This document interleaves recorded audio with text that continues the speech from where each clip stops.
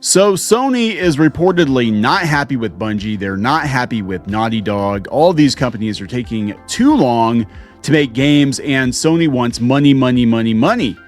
Instead, they've been bleeding out lots of money because these AAA titles have not been doing very well.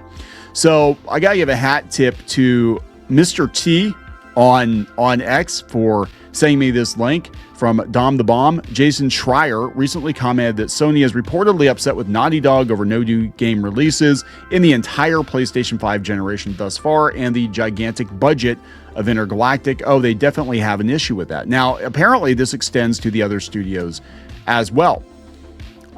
Taking the blue sky, Jason Schreier, who is Bloomberg's video game guy, said in response to a user calling out the hypocrisy of Sony not letting Bungie commence work on Destiny 3 over budgetary concerns, but they've allowed Naughty Dog to whittle away for years on end at developing a single title, noted that's also an issue for Sony. So they definitely have an issue with that. Schreier later clarified his comments to note that it isn't just Naughty Dog that Sony has an issue with.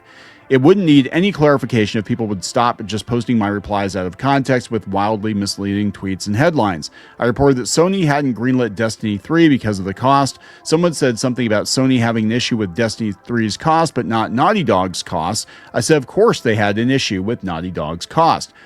And somehow that was misinterpreted by wide swaths of the internet to mean that Sony is angry at Naughty Dog. Absurd.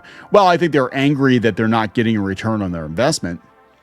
I think any of these companies are going to be mad they're not getting a return on their investment. To this point, Naughty Dog has yet to release a new title since The Last of Us Part 2 in 2020. What's more, they've yet to release a new title on PlayStation 5, a console that will turn 6 years old in November.